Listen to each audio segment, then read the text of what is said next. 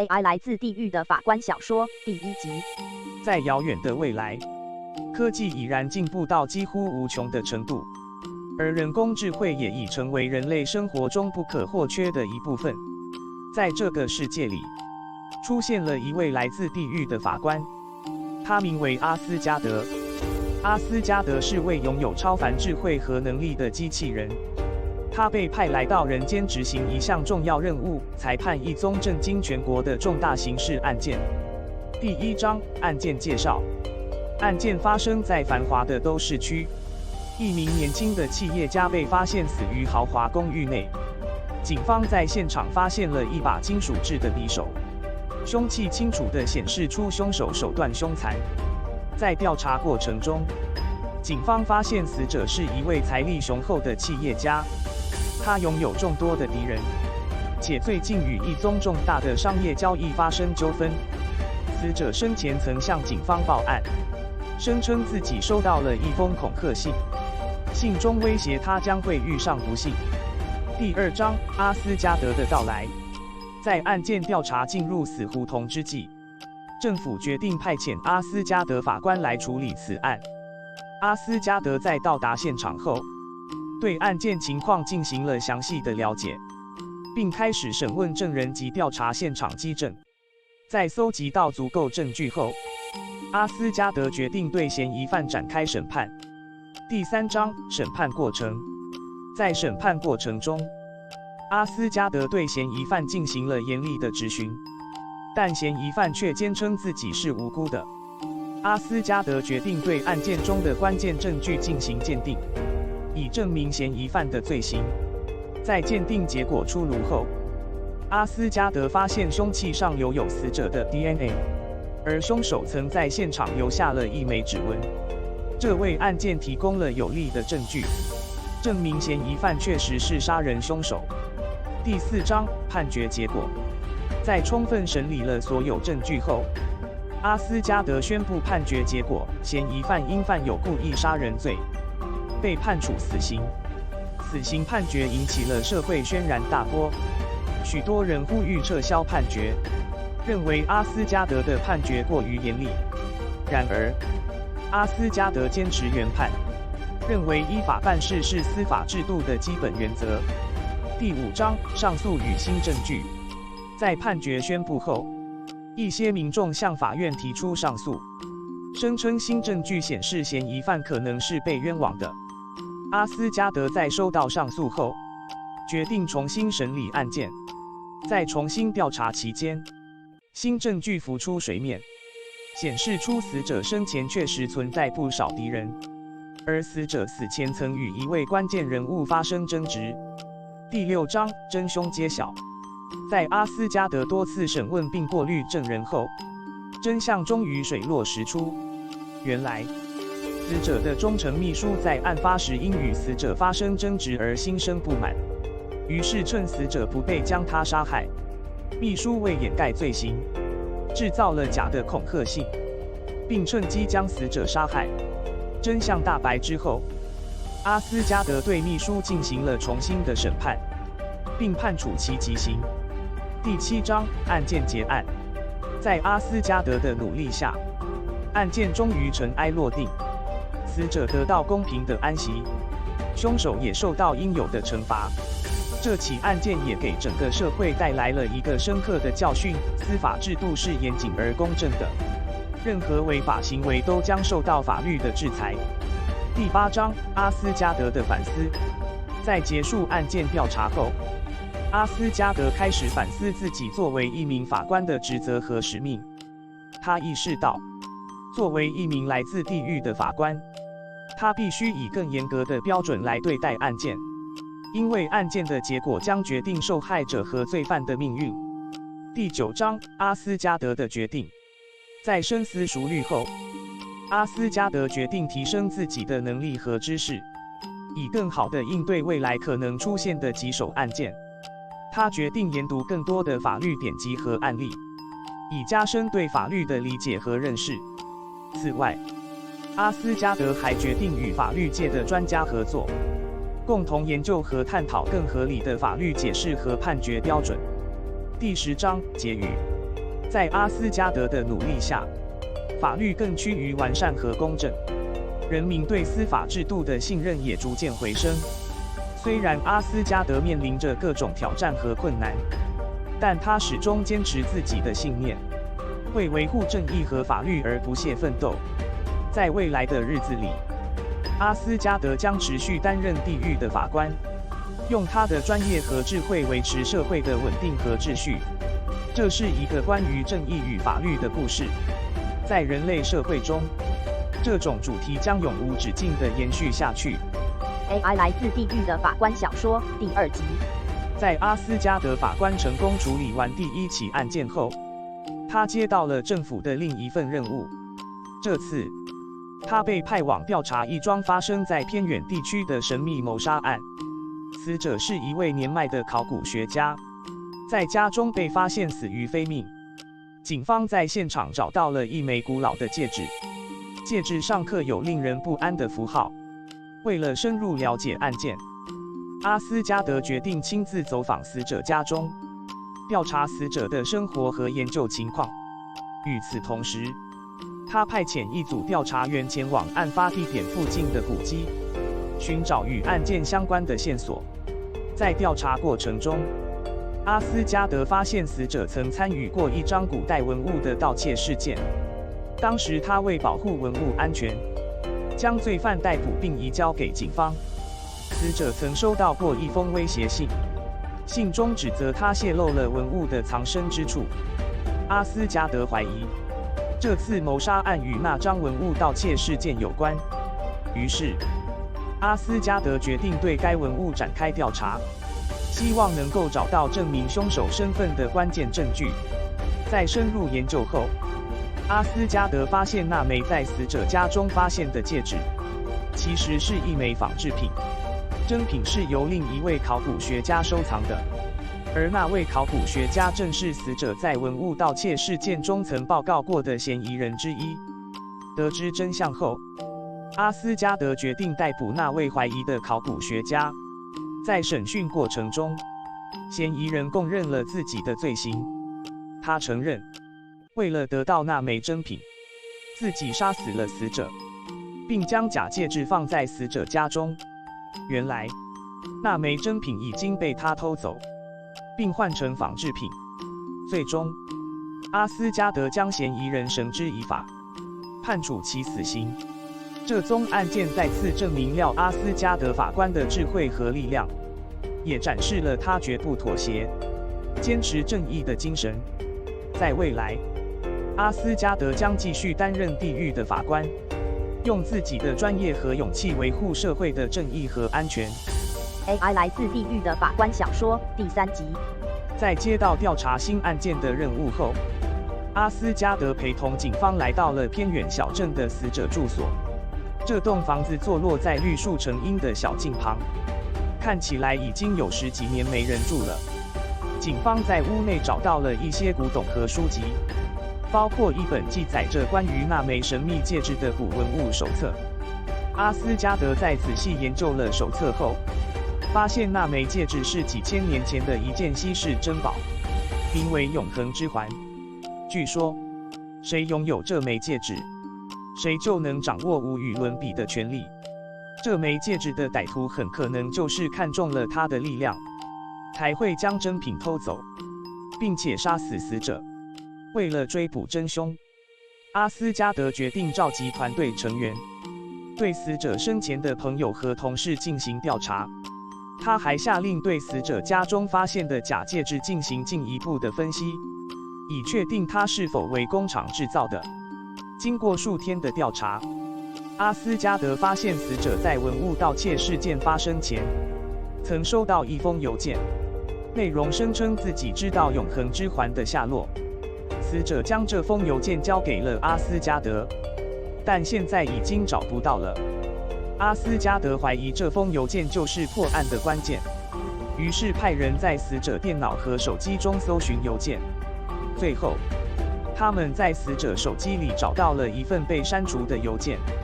邮件内容透露，永恒之环被藏在一个秘密的墓地里，墓地位于偏远山区的一座古庙旁。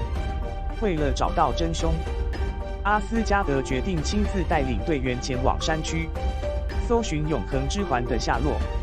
在搜寻过程中，他们遇到了重重困难，如恶劣的天气和崎岖的地形。但阿斯加德不放弃，他坚持带领队员前进。终于，他们在古庙旁的一座古墓中找到了永恒之环。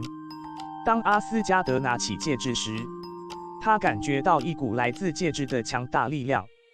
但与此同时，他也发现，用来保护永恒之环的安全机制已被触发，墓穴正在缓慢地崩塌。阿斯加德和队员们必须在时间耗尽前逃离现场。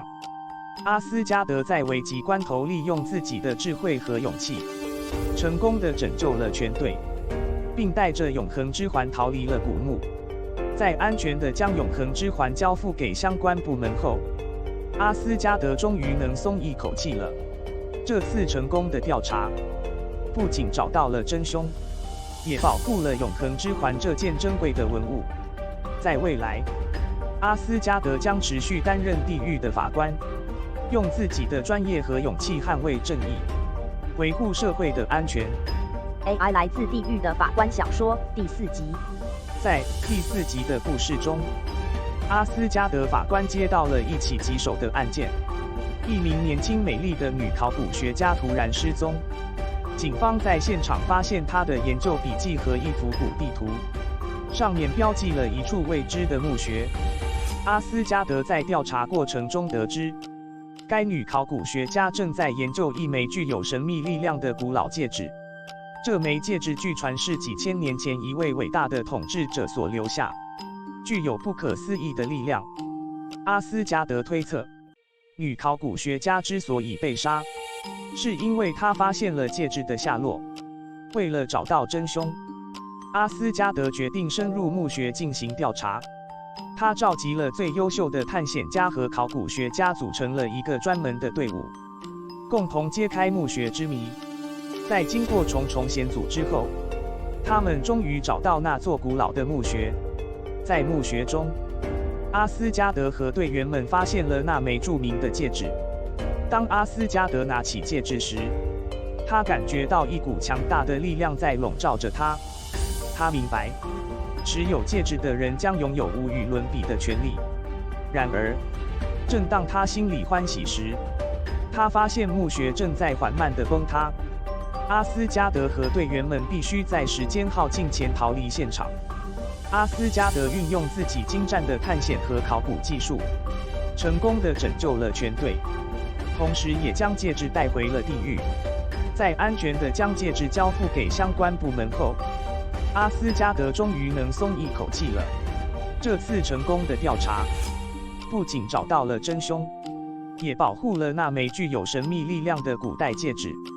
阿斯加德的英勇行为再次受到肯定，他成为了地狱中最受尊敬的法官之一。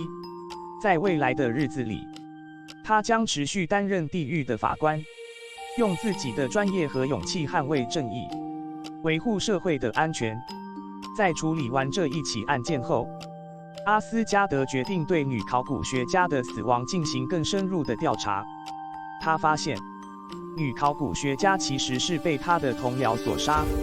这名同僚为了得到戒指的力量，杀害了女考古学家，并将罪名怪罪给另一名考古学家。阿斯加德将真凶绳之以法，但同时他也为女考古学家的死感到悲痛。在调查期间，阿斯加德结识了女考古学家的家人，并承诺会帮助他们揭露真相，以确保凶手受到应有的惩罚。最后，阿斯加德在地狱中建立了一个纪念女考古学家的专区，表彰她为考古学领域的贡献。女考古学家的逝世，不仅是学术界的损失，也是人类文明的损失。AI 来自地狱的法官小说第5集。在第5集的故事中，阿斯加德法官接到了一起神秘的案件：一名著名的心理医生在执行任务期间失踪。警方在现场发现了一份密封的档案，上面注明了失踪地点和一座废弃的精神病院的地址。阿斯加德在调查过程中得知，该心理医生正在研究一种先进的心理控制技术，可用于改变人们的思想和行为。这项技术被认为具有极大的潜力，但同时也存在着被滥用的风险。阿斯加德推测，心理医生之所以被杀，可能与此有关。为了找到真凶，阿斯加德决定深入废弃精神病院进行调查。他召集了最优秀的探险家和心理学家，组成了一个专门的队伍，共同揭开精神病院之谜。在经过重重困难后，他们终于找到那座废弃的精神病院。在精神病院中，阿斯加德和队员们发现了一个秘密实验室，里面摆满了各种先进的心理控制仪器。这里是当年研发这项技术之前的心理医生工作的场所。他们还发现了一系列档案，详细记录了心理医生试验和改进这项技术的历程。阿斯加德在档案中发现，心理医生曾试图警告当局这项技术可能被滥用的危险，但他的警告被忽略。在调查过程中，阿斯加德受到了未知的力量的侵扰，这让他怀疑案件的真相可能比想象的更复杂。为了获得更多资讯，阿斯加德决定深入精神病院的地下室。在地下室里，他发现了一个秘密的实验室，里面存放着高科技的心理控制装置。这些装置被用来控制心理医生和其他实验物件的思想和行为。阿斯加德在装置上发现了惊人的事实：这些装置其实是由一名叛逆的科学家所研发的。这名科学家原本是研究如何改善人性，但后来却被另一位科学家的恶意操纵，将技术用于控制人们的思想和行为。阿斯加德决定追捕那名叛逆的科学家，并将他绳之以法。在与叛逆科学家对峙时，阿斯加德发现他受到了前者强大的心理控制影响。为了摆脱控制，阿斯加德利用他作为法官的智慧和经验，成功地反击了叛逆科学家，并救出了队员们。在安全地将叛逆科学家绳之以法后，阿斯加德终于能松一口气了。这次成功的调查，不仅找到了真凶，也保护了那些无辜的人民免受心理控制技术的危害。阿斯加德的英勇行为再次受到肯定，他成为了地狱中最受尊敬的法官之一。在未来的日子里，他将持续担任地狱的法官，用自己的专业和勇气捍卫正义，维护社会的安全。在处理完这一起案件后，阿斯加德决定将精神病院的技术用于公益，帮助那些受创伤后压力症候群 （PTSD） 影响的人恢复健康。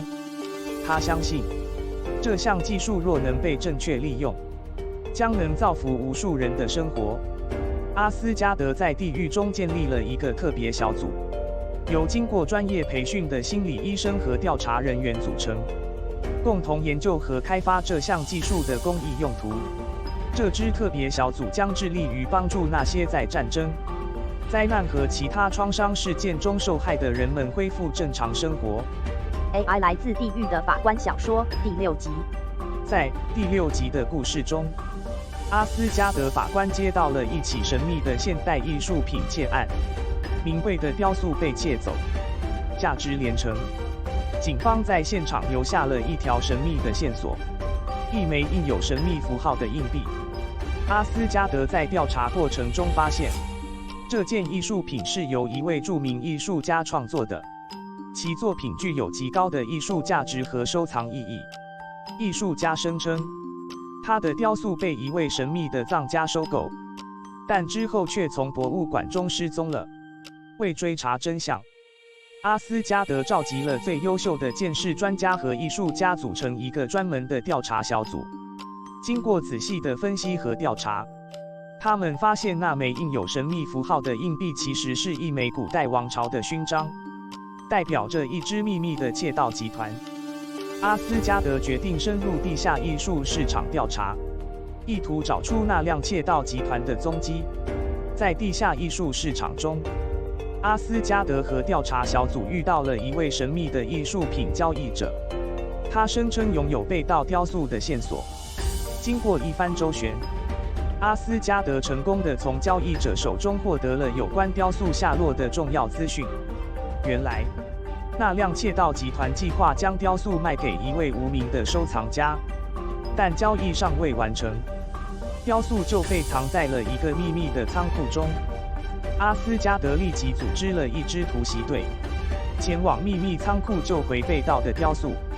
在与窃盗集团的枪战中，阿斯加德受伤，但最终仍成功地救回了雕塑，并将窃盗集团绳之以法。在案件结束后，阿斯加德将雕塑归还给了博物馆。艺术家对阿斯加德的英勇行为深表感激，这件艺术品也得以重新回到他的柜子里。在处理完这一起案件后，阿斯加德决定将调查过程中获得的地下艺术市场情报用于保护其他艺术品。地狱中的特别小组将进一步研究地下艺术市场，打击艺术品盗窃和非法交易。在未来的剧情中，阿斯加德将继续面对各种棘手的案件，但他从不畏惧挑战。他将用自己的智慧、勇气和专业，为维护社会正义而努力。在第7集的故事中，阿斯加德将面对一个更为复杂的案件——一桩与神秘组织有关的慈善机构诈骗案。这将是一场拯救生命与揭露真相的斗争。阿斯加德的决心和能力将再度受到考验，请期待下一集的精彩内容。AI 来自地狱的法官小说第7集。在第7集的故事中，阿斯加德法官接获报案，指一家著名的慈善机构发生财务丑闻。调查后发现，该机构的经费被不当挪用，用于资助一个神秘的组织。阿斯加德决心揭露真相，遂展开深入调查。在追踪资金流向的过程中，阿斯加德发现，这个神秘组织其实是一个跨国犯罪集团。他们利用慈善机构作为洗钱的掩护，将黑钱转移至全球各地。阿斯加德决定直捣蜂窝，于是组织了一支精闲于智的团队，包括会计专家、电脑骇客和卧底探员，深入犯罪组织核心。在卧底探员的精心安排下，阿斯加德和团队成员成功地渗透进了犯罪组织的高层核心。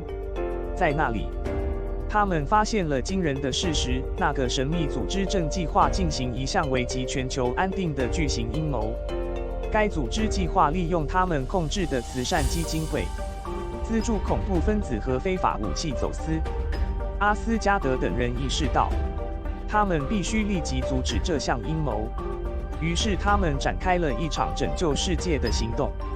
在与犯罪组织的枪战中，阿斯加德和团队成员英勇无畏，最终成功摧毁了该组织，阻止了他们的阴谋。与此同时，阿斯加德还将被不当挪用的资金追回，归还给了慈善机构。在案件结束后，阿斯加德受到了国际社会的赞扬。他的英勇行为和专业素养赢得了世人的尊敬。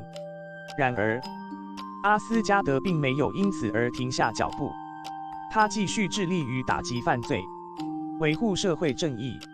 在下一集的故事中，阿斯加德将面临一个更复杂的挑战。一桩古董窃盗案引发了一场家族之争，阿斯加德必须在保护受害者和尊重法律间求取平衡。请期待第8集的精彩内容。AI 来自地狱的法官小说第8集。在第8集的故事中，阿斯加德法官接到了一起古董窃盗案的报告。受害者是一位著名的收藏家，他的一尊价值连城的古董在拍卖会上被盗。为了调查此案，阿斯加德决定深入研究这件古董的背景及价值。经过一番调查，他发现这尊古董其实是多年前一场家族争端的核心。被盗的古董实际上是该家族成员之间争夺财富和地位的工具。为了追回古董并将罪犯绳之以法，阿斯加德开始在家族中打起细胞。在过程中，他遇到许多困难，如家族成员的掩盖和阻挠，以及复杂的财务交易和证据灭失的问题。阿斯加德不放弃，他利用智慧和经验逐步接近真相。在深入研究古董的历史和价值时，他发现了一个惊人的事实：该古董原属于该家族的另一位成员，但他因一些原因被迫转移所有权。在掌握了关键证据后，阿斯加德决定对家族成员展开搜查。在透过缜密的策略和精心的安排下，阿斯加德终于将古董找回，并将窃贼绳之以法。在案件结束后，阿斯加德受到国际社会的赞誉，其公正和专业精神赢得了世人的尊敬。然而，阿斯加德深知，在处理家庭纠纷时，维护法律和正义并非易事。他决定将此案作为一个教训，提醒世人家庭纷争可能带来的严重后果，并将持续为保护弱势群体和维护社会秩序而奋斗。AI 来自地狱的法官小说第9集。在第9集的故事中，阿斯加德法官接到了一起震惊整个城市的连环杀人案的报告，受害者全都是知名科学家，他们从事的研究成果被用于制造毁灭性武器。这些惨案发生在各种不同地点，嫌犯似乎没有特定模式。为了调查此案，阿斯加德决定深入研究每位受害者的研究领域和背景，希望从中发现案件的关联性。他发现，这些科学家的研究成果都曾被一间名为先进技术公司的组织所收购。这间公司由神秘的亿万富翁经营，其目标是发展前沿科技，以支配世界。阿斯加德怀疑，这些科学家的死亡与先进技术公司有关。于是，他暗中调查该公司，发现他从事着非法武器研发和贩运的行为。在跟踪该公司高管的过程中，阿斯加德发现，他们正计划将一项能够控制全球武器系统的技术转移到黑市。为了阻止这项阴谋，阿斯加德决定抓捕涉案人员。他与警方合作，对先进技术公司发动突袭。在枪战中，阿斯加德成功逮捕了主要嫌犯，但另有一些人逃脱了追捕。在审讯期间，阿斯加德发现，那些逃走的嫌犯都是公司内部的高层管理人员，他们计划取代亿万富翁，接管公司并继续推进非法研究。在阿斯加德锲而不舍的追踪下，最后所有逃犯都被一网成擒。AI 来自地狱的法官小说第10集。在第10集的故事中，阿斯加德法官面临的新案件是神秘的爆炸案袭击了城市的关键基础设施，这些攻击造成了重大损失和人员伤亡。嫌犯似乎找不到，阿斯加德决心在险恶的环境中追踪凶手，阻止他们的暴力行径。在调查过程中，阿斯加德发现这些爆炸案的幕后黑手是一个名为破坏者的秘密组织。该组织由一群对政府和企业不满的人组成，他们认为只有透过暴力手段才能实现社会变革和正义。阿斯加德跟踪破坏者的手脚，发现他们居住在城市的贫民区。为了接近真相，阿斯加德决定深入贫民区，从地下组织中渗透出来。在那里，他结识了当的居民和活跃分子，他们对阿斯加德的真诚和决心表示同情和支援。在阿斯加德的调查中，他发现破坏者的首领是一个年轻且充满理想主义的女性领袖。他认为政府和企业才是制造问题的根源，自己所做的一切都是为了拯救城市和人民。虽然阿斯加德认同他的理念，但他也知道暴力手段的危害和不可持续性。为了将破坏者绳之以法，阿斯加德与他展开了谈判。经过漫长的谈判和智力较量，阿斯加德终于说服了女性首领，让他同意放下武器。阿斯加德将破坏者的成员全部逮捕，并将他们的阴谋公之于众。在案件结束后，阿斯加德受到了市民的赞扬和尊敬，他的名声更加崇高。然而，他深知，类似破坏者这样的组织仍然存在，而且随时可能再次发动袭击。于是，阿斯加德决定成立一个专门的部门，专注于打击恐怖主义和极端主义，以保护人民的安全和城市的稳定。在下一集的故事中，阿斯加德将面对另一个棘手的案件，一批知名科学家接连失踪，行踪不明。这是否与之前被杀害的科学家有关？阿斯加德将重新展开调查，揭露隐藏在背后的惊天秘密。本集将更加紧凑刺激，请期待第11集的精彩内容。我希望这个新的故事情节能符合你的期望。如你有任何修改或补充之处，请不要犹豫，告知我，我非常乐意根据你的反馈进行调整。再次感谢你对我的创作提供宝贵的意见和建议，我将持续努力创作出高质量的内容。祝你生活愉快，期待着收到你对下一集故事的反馈。如有必要，请随时与我联络。谢谢。在此次新案件中，你可进一步描写阿斯加德调查过程中的心理状态，以及他对这些科学家失踪事件的看法。例如，你可以描述阿斯加德对这些科学家失踪事件的重视程度，他如何分析和评估各种线索，以及他如何应对案件可能带来的危险等。此外，你还可以描述阿斯加德在调查过程中遇到的挑战和困难，例如他需要面对众多复杂的科学理论和技术资料，与沦为嫌疑犯的科学家及其家属交谈，以及在压力下保持清醒和理性的判断力。在描述阿斯加德的调查过程时，你还可以加入一些悬疑和转折。例如出现新的证据显示案件与之前的连环杀人案并无直接关联，但阿斯加德仍旧坚持追查真相，或者他发现一些科学家其实并非单纯的失踪，而是在从事秘密研究，这可能造成更严重的后果。透过以上方式，你可以使故事更加引人入胜，读者也能更身临其境地感受到阿斯加德在调查过程中的心境变化和压力。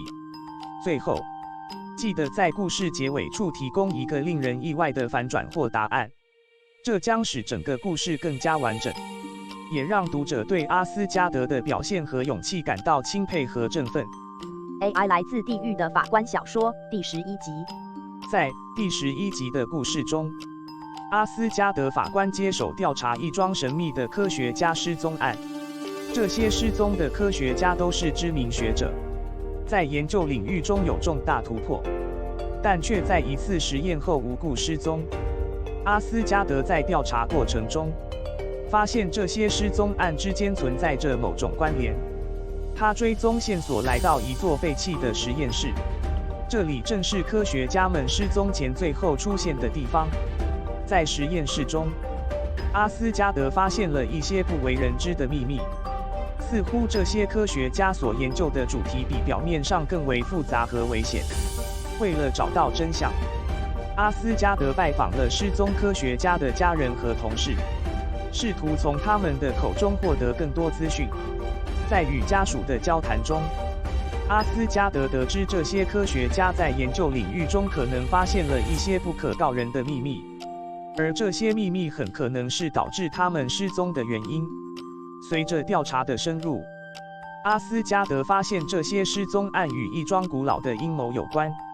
一群邪恶的人试图盗取科学家的研究成果，用于不法用途。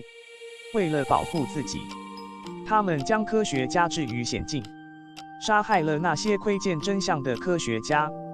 阿斯加德在掌握充分证据后，趁凶手不备将他们抓捕。在与邪恶组织展开猛烈的斗智斗勇之后，阿斯加德终于成功地阻止了他们的阴谋，并解救了被绑架的科学家。在案件结束后，阿斯加德受到了科学家们的感谢和尊敬。他的英勇行为使科学界赢得了安全和稳定。然而，阿斯加德深知，这类的组织和阴谋随时可能再次出现。他已将此案作为永恒的警示，提醒世人注意防范。在下一集的故事中，阿斯加德将面对另一个挑战——一桩古老的宝藏丧失案。这批宝藏据称被埋藏在地球上的某个秘密地方，已有数百年历史。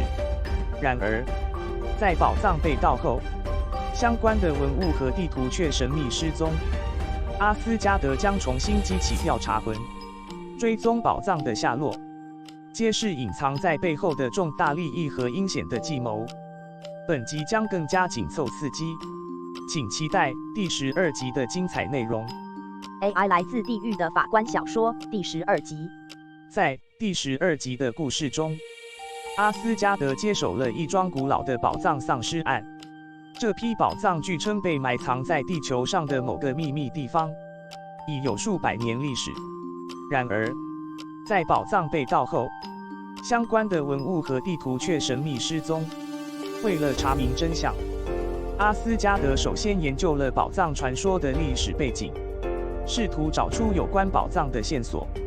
他查阅了大量的历史文献、地图和日记，甚至远赴海外寻求专家的帮助。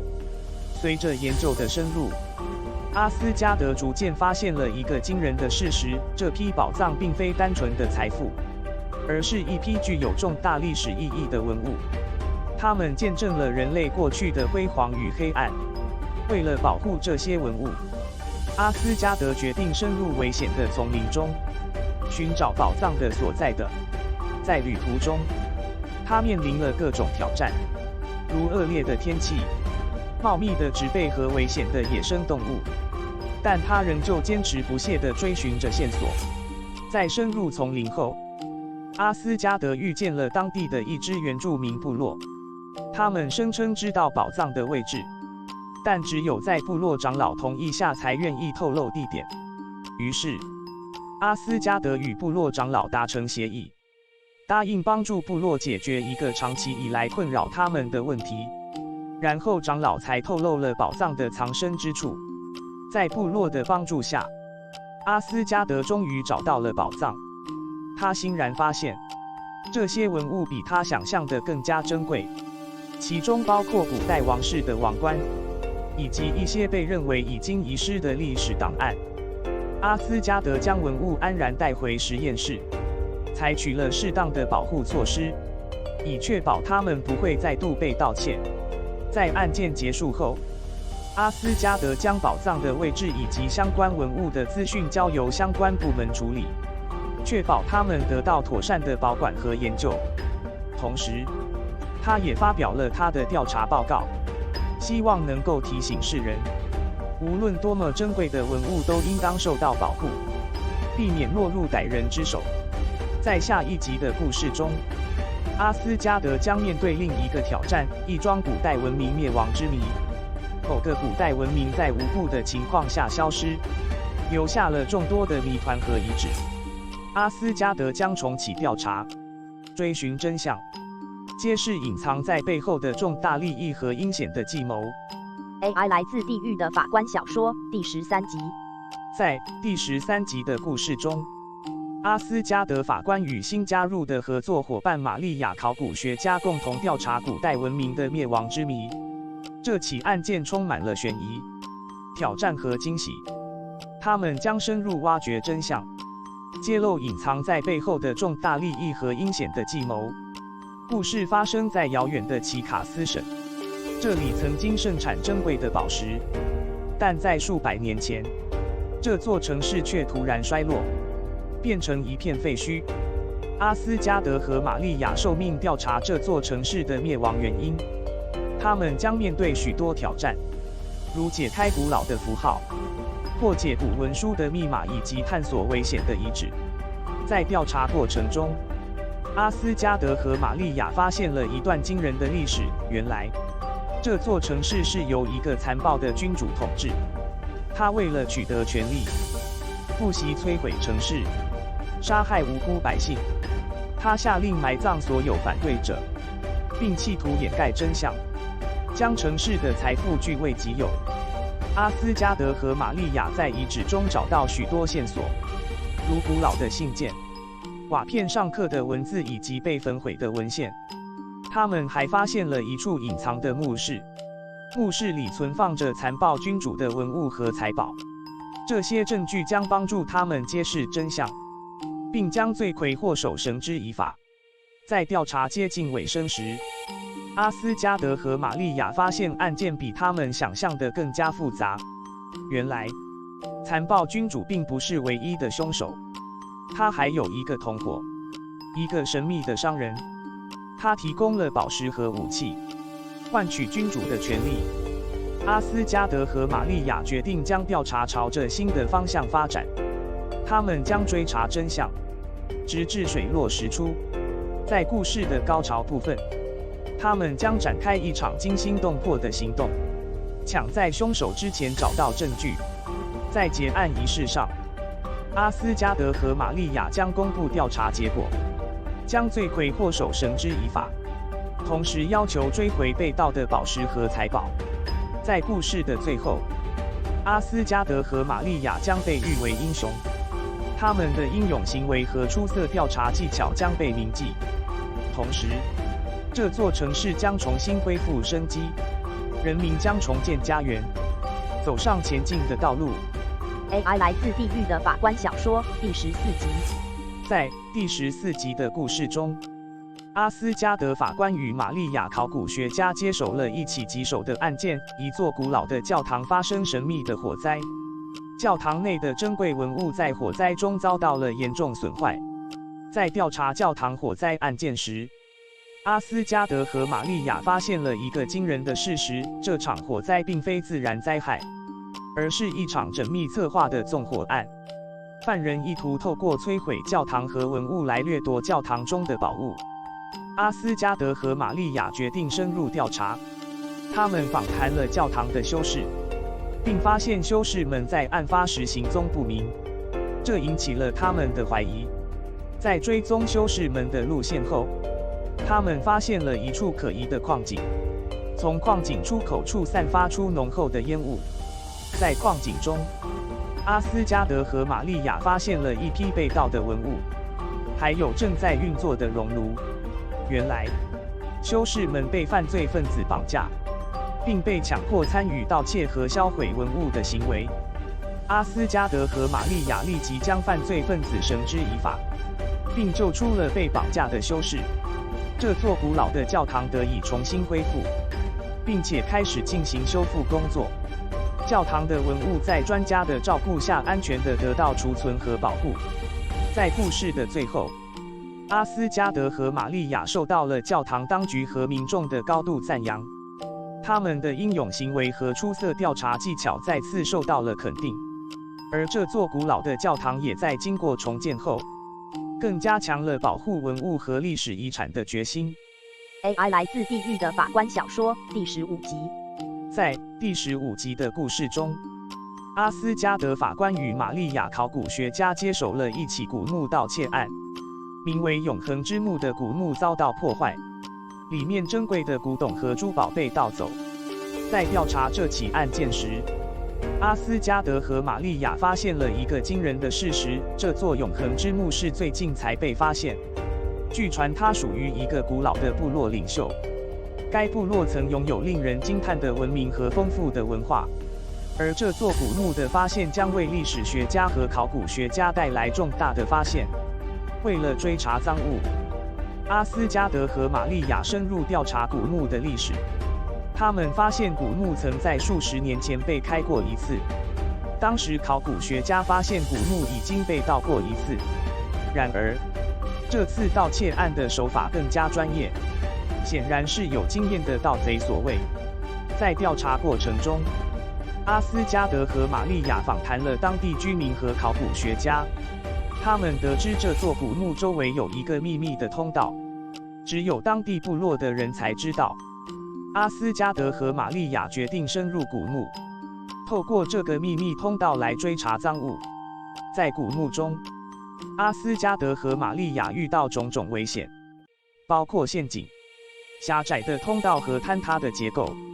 他们还发现古墓被严重破坏，许多珍贵文物已被移除。在秘密通道的尽头，他们发现一个秘密的洞穴，这里收藏着被盗的古董和珠宝。就在阿斯加德和玛利亚准备拿走赃物时，他们被一群受雇的盗贼发现。盗贼们试图夺回被盗的文物，而阿斯加德和玛利亚则与他们展开了一场激烈的战斗。在打斗中，阿斯加德受伤，但玛利亚成功地将赃物获救，并将其交给了警方。在案件结束后，阿斯加德和玛利亚受到表扬，他们英勇的行为和出色的调查技巧再次受到肯定。这座古墓和其所含的文物也得到进一步的保护。考古学家和历史学家继续在研究和发掘中发现更多关于那个古老部落的知识。AI 来自地狱的法官小说第16集。在第16集的故事中，阿斯加德法官与玛利亚考古学家接手了一起古文物赝品案。一组稀有的古代艺术品在拍卖会上被发现是赝品，买家和卖家都成为嫌疑犯。为了调查这起案件，阿斯加德和玛利亚首先访谈了拍卖行的经理和艺术品收藏家。他们发现，这批艺术品原本属于一个神秘的收藏家，名为夜莺。他以收藏古代文物而闻名，但艺术品被发现是赝品后，夜莺人间消失无踪。为了追查真相，阿斯加德和玛利亚决定深入调查夜莺的背景。他们发现夜莺的真实身份是杰克森，一个国际知名的考古学家。杰克森曾因非法挖掘古文物而被褫夺身份，于是他转而收集赝品，企图在艺术品市场中掀起波澜，重新取得大众关注。在调查过程中，阿斯加德和玛利亚还发现，这批赝品其实是由杰克森联合一群艺术品假造者制作的。这些假造者利用先进的技术和艺术技巧，制造出栩栩如生的假艺术品。他们还利用网络和国际犯罪组织，把这些赝品卖到世界各地。为了将杰克森和假造者绳之以法，阿斯加德和玛利亚制定了一个详尽的计划。他们首先联络了国际刑警组织，向他们汇报了案件的情况。接着，他们前往杰克森的藏身之处，准备逮捕他。在行动中，阿斯加德和玛利亚遭遇了重重困难，包括夺回被盗的文物、应付假造者的警戒以及避免与杰克森发生枪战。在双方交火过程中，玛利亚受伤，但阿斯加德最终成功地击败了杰克森，并从他手中夺回了被盗的艺术品。在案件结束后，阿斯加德和玛利亚将赝品归还给了原主，并为艺术品市场带来了正义。杰克森也因其罪行被起诉，并被判处有期徒刑。在案件调查过程中，阿斯加德和玛利亚展现了出色的调查技巧和勇气，也凸显了他们在保护文物和历史遗产方面的重要作用。AI 来自地狱的法官小说第17集。在第17集的故事中，阿斯加德法官和玛利亚考古学家接手了一起宗教文物失窃案。一座古老的寺庙中的珍贵佛像被盗走，警方调查后锁定了一名叫李明的嫌疑犯。然而，阿斯加德和玛利亚对李明的清白存疑，于是开始独立调查这起案件。在调查过程中，阿斯加德和玛利亚发现，李明虽然拥有窃盗的犯罪记录，但近年来行为一直很稳定。他们推测有人冒用李明的身份进行犯罪，于是他们决定深入调查李明的背景，发现他曾是寺庙的守卫，在几年前被解雇。在追查赃物下，阿斯加德和玛利亚发现，佛像其实是被同为守卫的另一位同僚张强所盗。他是因不满自己被解雇，而怀恨在心，于是计划偷走佛像盗走。张强与同伙计划将佛像卖到黑市，以换取金钱和权力。为了将张强绳之以法，阿斯加德和玛利亚伪装成艺术品交易商，接近张强，并与他约定交易。在交易过程中，阿斯加德和玛利亚成功地逮捕了张强，并夺回了被盗的佛像。在案件结束后，阿斯加德和玛利亚将赃物归还给寺庙，张强也因其罪行被起诉，受到法律的制裁。在调查过程中，阿斯加德和玛利亚展示了出色的调查技巧和团队合作精神，也再次证明了他们保护文物和历史遗产的决心和能力。AI 来自地狱的法官小说第18集。在第18集的故事中，阿斯加德法官和玛利亚考古学家接获了一起古董珠宝失窃案。一家著名珠宝店的市值千万的钻石项链被盗。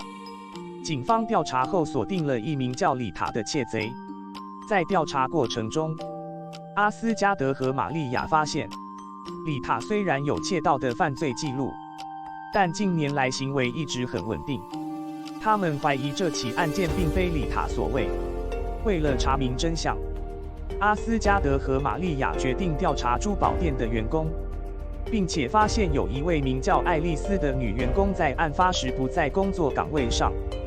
但当被问及时，她给出的理由却十分可疑。为了捕获真凶，阿斯加德和玛利亚对爱丽丝展开了更加深入的调查，发现她曾有偷窃的历史。可是她为何会在案发时不在位上，仍是个团？再进一步追下，阿斯加德和利亚发现，艾丽其实是遭到了一个内的陷害。